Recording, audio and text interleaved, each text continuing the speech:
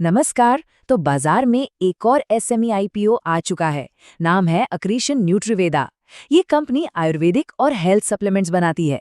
पर सवाल ये है कि क्या इसमें पैसा लगाना चाहिए। चलिए आज इसी आईपीओ का पूरा विश्लेषण करते हैं और पता लगाते हैं। तो सबसे बड़ा सवाल यही है, क्या इस नए एसएमई आईपीओ में वाकई निवेश का कोई अच्छा मौका छिपा हुआ है। इस पूरी चर्चा के आखिर तक हम इसी सवाल का जवाब ढूंढने की कोशिश करेंगे। हम इसे स्टेप बाय स्टेप समझेंगे। सबसे पहले कंपनी के काम को जानेंगे, फिर आईपीओ की सारी ज़रूरी बातें देखेंगे, इसके बाद इसके पॉजिटिव और नेगेटिव पॉइंट्स को समझेंगे और आखिर में ग्रे मार्केट प्रीमियम यानी जीएमपी के आधार पर देखेंगे कि क्या करना सही रहेगा। तो चलिए सबसे पहले शुरू करते हैं कंपनी के परिचय से। आखिर ये कंपनी करती क्या है और किस बिजनेस में है। तो अक्रीशन न्यूट्रीवेदा, जैसा कि नाम से ही थोड़ा अंदाजा लगता है, एक हेल्थ और वेलनेस सेक्टर की कंपनी है। इसका मेन काम है आयुर्वेदिक और न्यूट्रास्यूटिकल प्रोडक्ट्स बनाना। आसान शब्दों में कहें तो ये नेचुरल हेल्थ सप्लीमेंट्स बनाने के बिजनेस में है। ठीक है, तो अब हमें ये तो पता चल गया कि कंपनी क्या करती है। अब आते हैं उन ज़रूरी नंबर्स और तारीखों पर जो एक निवेशक के तौर पर जानना बहुत ज़रूरी है। ये आईपीओ बाजार से करीब 25 करोड़ रुपए जुटाने के लिए लाया गया है। अब एसएमई कैटेगरी के हिसाब से देखें तो ये एक ठीक ठाक साइज का इशू माना जा सकता है। और हाँ, यहाँ एक बहुत अच्छी बात यह है कि ये 100% फ्रेश इशू है। इसका मतलब ये है कि आईपीओ से जो भी पैसा आएगा वो सारा का सारा सीधा कंपनी के पास जाएगा, उसकी ग्रोथ और कामकाज को बढ़ाने के लिए। कोई पुराना इन्वेस्टर अपना हिस्सा बेचकर बाहर नहीं जा रहा। अब बात करते हैं पैसों की। तो प्राइस बैंड रखा गया है 122 से 129 रुपए प्रति शेयर।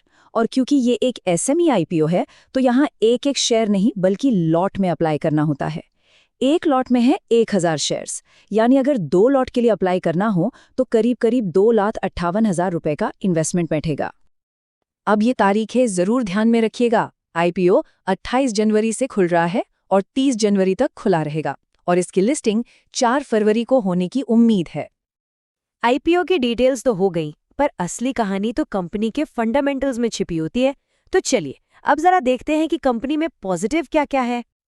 देखिए, जो सबसे पहली और सबसे बड़ी पॉजिटिव चीज नजर आती है वो है कंपनी का प्रॉफिट।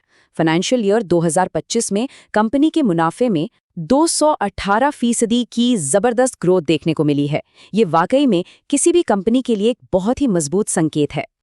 सिर्फ प्रॉफिट ही नहीं, कंपनी के दूसरे फाइनेंशियल इंडिकेटर्स भी काफी मजबूत दिख रहे हैं। इसका रिटर्न ऑन इक्विटी और रिटर्न ऑन कैपिटल एम्प्लॉयड काफी अच्छा है। आसान भाषा में कहें तो कंपनी अपने लगाए हुए पैसे पर बढ़िया रिटर्न कमा रही है।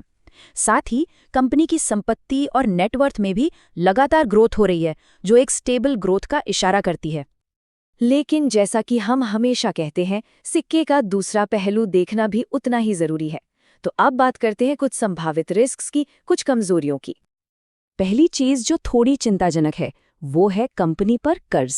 सूत्रों के मुताबिक कंपनी पर जो टोटल उधारी है वो थोड़ी ज्यादा मानी जा रही है, और ज्यादा कर्ज का मतलब होता है भविष्य में मुनाफे पर थोड़ा दबाव पड़ना।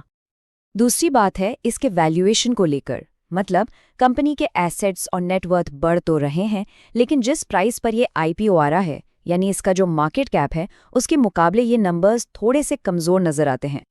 तो पॉजिटिव्स हो गए, नेगेटिव्स हो गए। अब आते हैं उस सवाल पर जिसका सबको इंतजार रहता है, मार्केट का मूड क्या है, यानी जीएमपी क्या चल रहा है और फाइनल फैसला क्या होना चाहिए। आगे बढ़ने से पहले एक बार जल्दी से समझ लेते हैं कि लिस्टिंग गेन होता क्या है। ये वो प्रॉफिट है जो एक निवेशक को आईपीओ के स्टॉक मार्केट में लिस्ट होने वाले दिन ही मिलता है। तो इस आईपीओ का ग्रे मार्केट प्रीमियम यानी जीएमपी इस वक्त 0 चल रहा है। जी हां, 0। ये एक साफ इशारा है कि बाजार को लिस्टिंग वाले दिन किसी बड़े मुनाफे की उम्मीद बिल्कुल नहीं है। तो स्रोत का जो निष्कर्ष है वो बिल्कुल साफ है। ये आईपीओ शॉर्ट टर्म गेन के लिए, मतलब सिर्फ लिस्टिंग गेन के लिहाज से, बहुत ज्यादा आकर्षक नहीं लग रहा है। तो ये पूरी एनालिसिस हमें एक बहुत ही अहम सवाल पर लाकर छोड़ देती है। अगर ये आईपीओ लिस्टिंग गेन के लिए नहीं है, तो क्या इसमें लंबी अवधि के लिए यानी लॉन्ग टर्म इन्वेस्टमेंट का कोई मौका है? ये एक ऐसा सवाल है जिस पर हर निवेशक को अपनी खुद की स्ट्रैटेजी और रिस्क के हिसाब से विचार करना होगा।